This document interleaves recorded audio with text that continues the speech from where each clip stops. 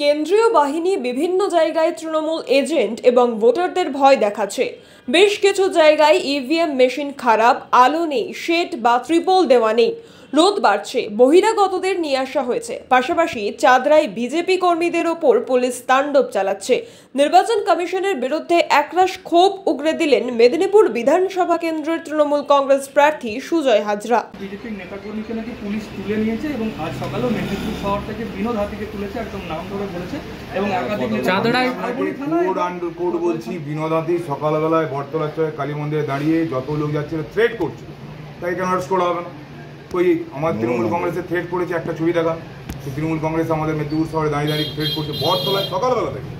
সকালবেলা 6:30 থেকে নয় 6টা থেকেই বিনোদ হাতির ব্যাপারে বারবার কমপ্লেন আসছিল যে কালী মন্দিরের সামনে দাঁড়িয়ে থ্রেট করছে। তো এই কালচারটা তো মেদিনীপুরের নয়। পিসফুলি ভোট হোক না, মানুষ তো মানুষের ভোট দেবে। থ্রেট কালচার কতগুলো ছেলেকে নামিয়ে দিয়েছে। কালকে আমার স্মৃতিকোনা স্কুলের সামনে, স্কুলের পাশে রসনারা বিবি হচ্ছে আমার এখানের মহিলা সভাপতি 22 নম্বর ওয়ার্ডে, 4টে ছেলে কানে দুল পরে ঘুরছে। হঠাৎ করে তিনি বলছেন, আরে তোমরা হঠাৎ মোটরসাইকেল চালাচ্ছ কেন? কে আপনি? কেন এসছেন? আমরা ভোটের লোক।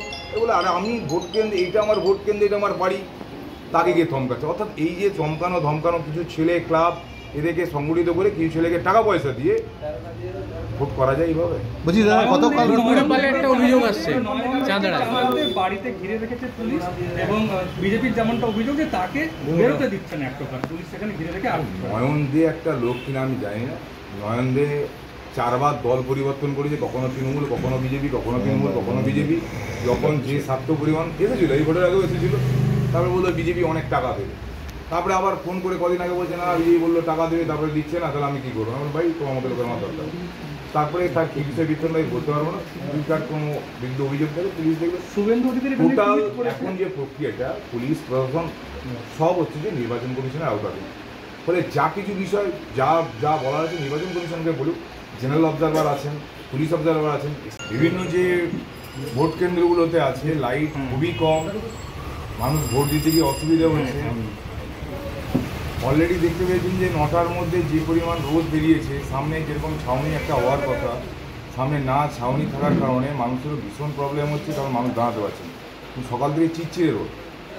তো এগুলো অ্যাকচুয়ালি নির্বাচন কমিশন থেকে আমার মনে হয় দেখা উচিত ছিল, বিশেষ করে ভোট গ্রহণ কেন্দ্রে লাইট কেন কম, এটা যিনি দায়িত্বে আছেন তার অবশ্যই দেখা হয়েছিল যে ভোট গ্রহণ কেন্দ্রগুলোতে মানসিক এনভায়রনমেন্ট একটা বড় জিনিস। যারা ভোট দিতে আসবে তাদের মেন্টাল স্যাটিসফ্যাকশনটা ভীষণভাবে প্রয়োজন। একটা রুমের মধ্যে ঢুকবে, অপরিষ্কার অপরিচ্ছন্ন থাকবে, লাইট থাকবে না। আমি জানি না যে কেন এই পরিস্থিতি, এটা নিশ্চিতভাবে নির্বাচন কমিশনের ভেবে দেখা উচিত বলে আমার মনে হচ্ছে। আর ইভিএম মেশিন, এর আগে যখন আমাদের ইভিএম কমিশনিং হচ্ছিল তখনও লাস্ট আমাদের 5 তারিখ হয়েছে, 7 তারিখ হয়েছে, তখনও প্রচুর পরিমাণে খারাপ হয়েছে। বারবার বলা হয়েছে যে কেন ইভিএম মেশিন এত খারাপ হচ্ছে। আমি জানি না যে নির্বাচন কমিশনের এত গাফিলতি কেন। সকাল থেকে আমরা ভোরবেলা 5টা থেকে একটাই বারবার অভিযোগ, কোথাও ভিভিপ্যাট চেক হচ্ছে না, কোথাও মেশিনে বটম টিপলে ক্লিক হচ্ছে না, আওয়াজ আসছে না, কোথাও ইভিএম মেশিন খারাপ, রিপ্লেস করছে, রিপ্লেস করার পরও খারাপ বেরোচ্ছে। ল্যাক অফ নেগলিজেন্সি আমি নির্বাচন কমিশনে দেখতে পাচ্ছি, এটা কিন্তু কখনোই কাম্পিত নয় বলে মনে হয়। বলছি গুড়গুড়ি পালে একটা অভিযোগ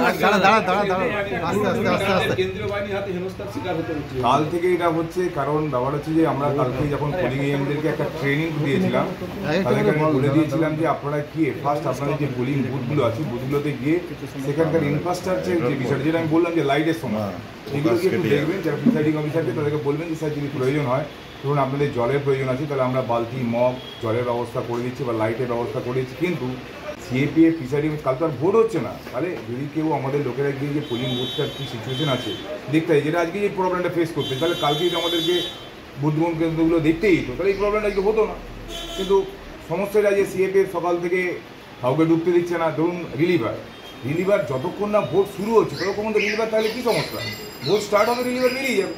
কিন্তু প্রথম থেকেই রিলিভারকে বলছে আপনি বেরিয়ে যান, পোলিং এজেন্টকে বলছে আপনি বেরিয়ে যান। আরে জানেও না সিএপিএফকে দিয়ে। যাই হোক, নির্বাচন কমিশনের ব্যাপার আমি কিছু বলবো না, শুধু এটুকুই বলবো যে সিএপিএফের ব্যাপারে আমরা কালকে পুলিশ অফিসারকে বলেছিলাম যে সিএপিএফ যতক্ষণ না প্রিসাইডিং অফিসার কল করবে ততক্ষণ সিএপিএফ কিন্তু বুথে যাওয়ার নিয়ম নেই, যা এনসিসি আছে মডেল কোড অফ কন্ডাক্টে। যতক্ষণ না প্রিসাইডিং অফিসার ডাকবে ততক্ষণ পর্যন্ত সিএপিএফ যেমন অ্যালাউ না হয় ভোট গ্রহণ কেন্দ্রে। কারণ সিএপিএফ এর আগে পার্লামেন্ট ইলেকশন দেখেছি যে মানুষকে প্রেসারাইজ করেছে, মানুষকে প্রভাবিত করার চেষ্টা করেছে, এবং যেভাবে সিআরপিএফ সিআইসিএফ সব এমএলএ বিজেপি নেতা বিজেপির সব সিকিউরিটি তাদেরকে মাধ্যম দিয়ে সিএপিএফকে কন্ট্রোল করার চেষ্টা হচ্ছে। অলরেডি আমরা এটা পুলিশ অফিসারকে আমরা জানিয়েছি।